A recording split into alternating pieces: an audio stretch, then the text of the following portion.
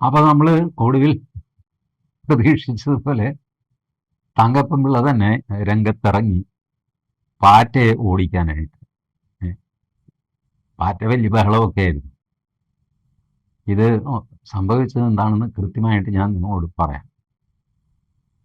ശനിയാഴ്ച വെളുപ്പിന് 3 മണിക്ക് ഡൽഹിയിലെ 10-15 പോലീസ് സ്റ്റേഷനിൽ 10 പേരെ വെച്ച് പാർലമെന്റ് സ്ട്രീറ്റിലേക്ക് കൊണ്ടുവരാൻ പോലീസ് തീരുമാനിക്കുന്നു. ഇതിനിടയ്ക്ക് പോലീസ് മേധാവി അവിടെ മാറി. City police commissioner Anurag Kumar charge എടുത്തു. സതീഷ് ഗുൽച്ചായായിരുന്നു നേരത്തെ സിറ്റി പോലീസ് കമ്മീഷണർ. അദ്ദേഹത്തെ മാറ്റിയിട്ട് അനുരാഗ് കുമാറിന് ചാർജ് കൊടുത്തു. അനുരാഗ് കുമാർ IB-യിൽ നിന്ന് വന്ന ഉദ്യോഗസ്ഥനാണ്. കുറച്ചുകൂടെ ടഫാണ് ആൾ. അത് തന്നെ തങ്കപ്പൻപിള്ളയ്ക്ക് പറ്റിയ ഒരു ഇടിയൻ നാറാവുള്ള മുകളിൽ വേണമല്ലോ. അതുകൊണ്ടാണ് അനുരാഗ് കുമാറിനെ കൊണ്ടുവന്നത്. എടുപിടി എന്നായിരുന്നു ട്രാൻസ്ഫർ. അദ്ദേഹം വന്നു, ചാർജ് എടുത്തു. ഉന്നത ഉദ്യോഗസ്ഥന്മാരുടെ ഒരു മീറ്റിംഗ് വിളിച്ചു. ആ മീറ്റിങ്ങിൽ തീരുമാനമായി 20-ാം തീയതി പാർലമെൻറ്റിലേക്ക് മാർച്ചൊക്കെ നടക്കും. അപ്പോൾ അത് ഒഴിവാക്കണം, അവിടെ കച്ചറയൊന്നും സമ്മതിക്കരുത്, അതിൻ്റെ ഒരു റിഹേഴ്സൽ നമുക്ക് എടുക്കണം എന്ന് തീരുമാനിച്ചു. അങ്ങനെയാണ് ശനിയാഴ്ച വെളുപ്പിന് 3 മണിക്ക് എല്ലാ സ്റ്റേഷനിൽ നിന്നും 10 പോലീസുകാർ വീതം SIയുടെ നേതൃത്വത്തിൽ എത്താൻ പറഞ്ഞു. എല്ലാവരും ഒക്കെ വന്നപ്പോൾ അവരെ കൊണ്ട് വേറൊരു പോലീസ് സ്റ്റേഷനിൽ, അവിടെ അടുത്തുള്ള ഒരു പോലീസ് സ്റ്റേഷനിൽ കൊണ്ടുപോയി എല്ലാവരോടും ഇരിക്കാനൊക്കെ പറഞ്ഞു. എന്നിട്ടൊരു ലഘു പ്രസംഗം നടത്തി. നമ്മളെ 20-ാം തീയതി നടക്കാൻ പോകുന്ന എന്തെങ്കിലും പ്രൊട്ടസ്റ്റ് തടയാൻ വേണ്ടിയിട്ടുള്ള ട്രെയിനിങ്ങോ റിഹേഴ്സലോ ഒന്നുമല്ല. ഇപ്പം മണി 3:30 ഒരു 6:30 മണിക്ക് ആ സോനം വാങ്ചുക്കിനെ പൊക്കണം.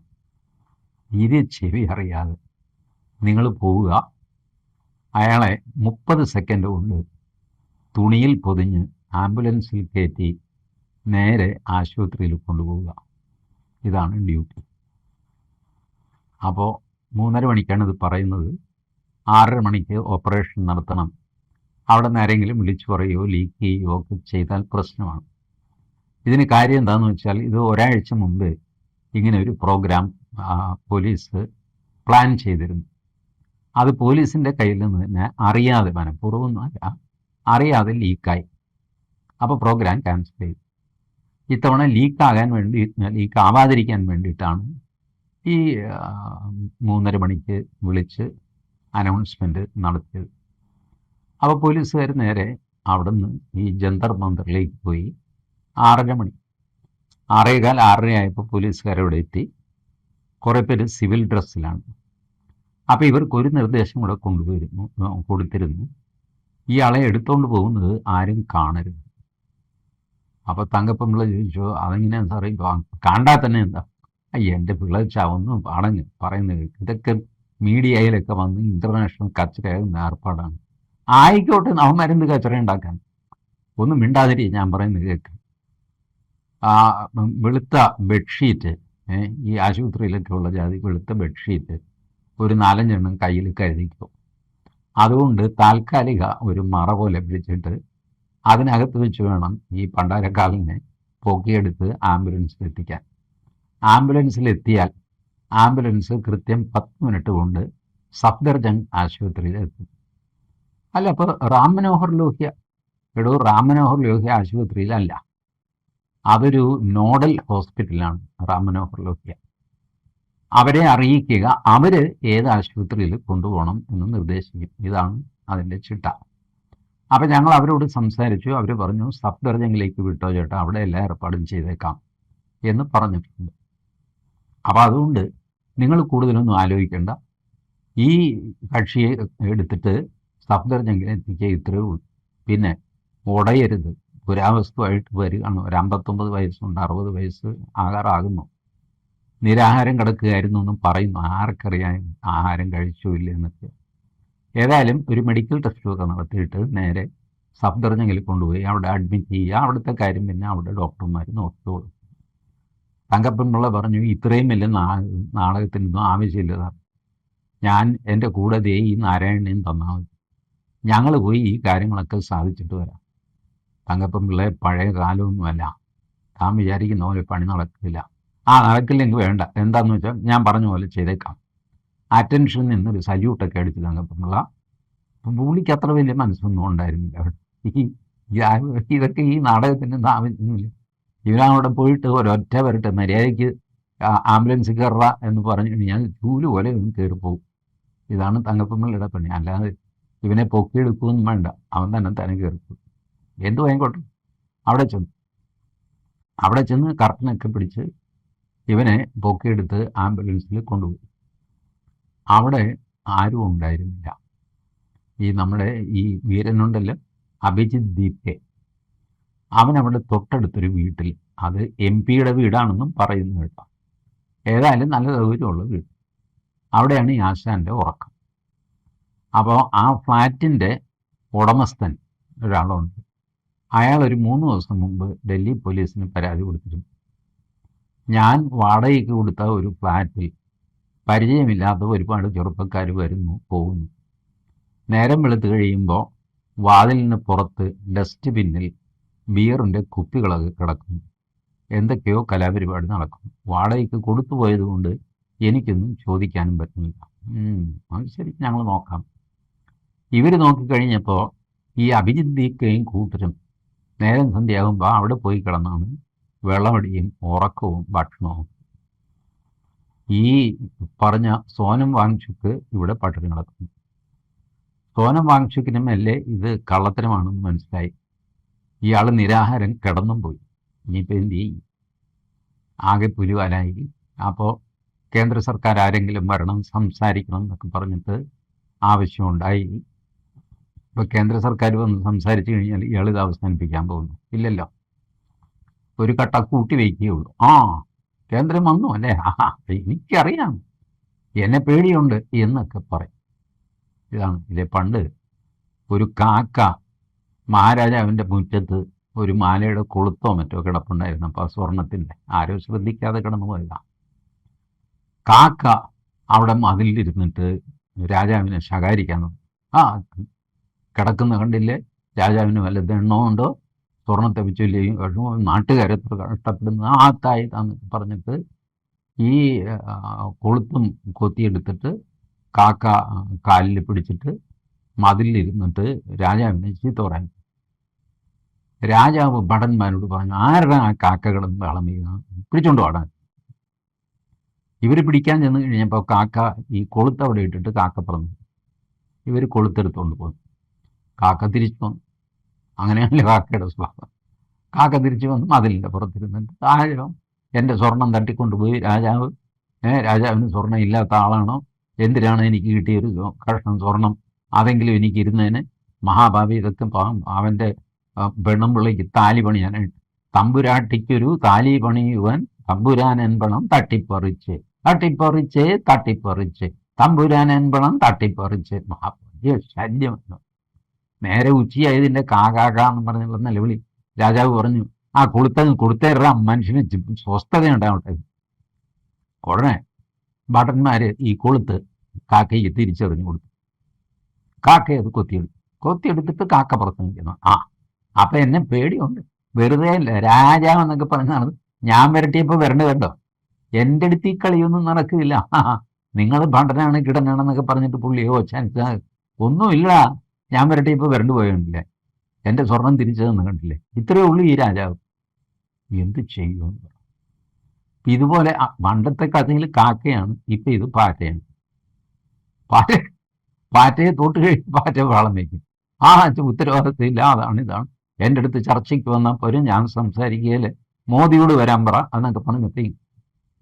എന്നാൽ ഇവൻ്റെ പ്രാണം പോകുമെന്ന് പറഞ്ഞ് ഇവൻ്റെ തന്നെ വക്കീല്, നാട്ടുകാർ പോയതല്ല, ഇവൻ്റെ തന്നെ വക്കീല് ഡൽഹി ഹൈക്കോടതിയിൽ പോയി, എൻ്റെ പൊന്നു സാറേ അയാൾ പട്ടിണി ചത്തുപോകും, ആര് സമാധാനം പറയും? അതെന്താണ്, എന്തിനാ സമാധാനം പറയുന്നത്? അയാൾ പട്ടിണി കിടന്ന് അയാൾ തന്നെ സമാധാനം പറയണം. അല്ല സാറേ, അതിനകത്ത് ഗൂഢാലോചന, ഈ കൂടിയ പിള്ളേരൊക്കെ ഇവർക്കൊന്നും പട്ടിണി കിടക്കാൻ കഴിയില്ല. അഭിജിത്ത് ദീപയ്ക്ക് പട്ടിണി കിടന്നാൽ തലവേദന വരും, അതുകൊണ്ട് സബ് കോൺട്രാക്ട് കൊടുത്തതാണ്. പുള്ളിയോട് കൃത്യം പറഞ്ഞു, ചേട്ടാ ഒരു 2 ആഴ്ച കഴിയുമ്പോൾ എങ്ങനെയെങ്കിലും ഞങ്ങൾ എണീപ്പിച്ച് വിടാം, ചേട്ടൻ പ്രൊഫഷണൽ പട്ടണിക്കാരനാണല്ല, അതുകൊണ്ട് അത് ചെയ്യുന്നൊക്കെ പറഞ്ഞു. പുള്ളി ഇത് വിശ്വസിച്ച് കയറി കിടന്നു എന്നെ പൊന്നുകാർ. ഇപ്പോൾ എണീപ്പിച്ച് വിടാൻ ആരുമില്ല. പിള്ളേരാണെങ്കിൽ പറയുന്നത് ഞങ്ങൾ ശ്രമിക്കുന്നുണ്ട് ചേട്ടാ, ഇതുവരെ സംഭവിച്ചില്ല എന്നൊക്കെ പറയുന്നു, കരയുന്നു. ചേട്ടൻ തന്നെത്താനെ പിൻവലിക്കുമെന്ന് പറയുന്നു. തന്നെത്താനെയൊക്കെ പിൻവലിക്കാൻ പറ്റുമോ? ശരി, ഇപ്പം എന്താണ് വേണ്ടത്? അല്ല, സമക്ഷത്തിങ്കൽ നിന്ന് ഉത്തരവായി എന്തെങ്കിലും ഒരു നിർദ്ദേശം സർക്കാരിന് കൊടുത്തിട്ട് ഈ കക്ഷിയെ എടുത്തുപൊക്കി ആശുപത്രിയിലാക്കാൻ ഏർപ്പാട് ചെയ്യണം. ശരി, അതിനും പ്രാണം പോകാൻ പോകുന്നില്ല എന്ന് പറഞ്ഞിട്ട് ഹൈക്കോടതി ചെറിയൊരു ഡയറക്ഷൻ കേന്ദ്ര സർക്കാരിന് കൊടുത്തു. ഒരു പൗരൻ്റെ ജീവന് വിലയുണ്ട്, അതെന്താണെന്ന് വെച്ചാൽ നോക്കിയിട്ട് വേണ്ട രീതിയിൽ കൈകാര്യം ചെയ്യണം എന്ന് പറഞ്ഞിട്ടൊരു ഡയറക്ഷൻ കൊടുത്തു. കിട്ടിപ്പോയി ഡയറക്ഷൻ എന്ന് പറഞ്ഞ് ഓടിപ്പാഞ്ഞു വന്നു.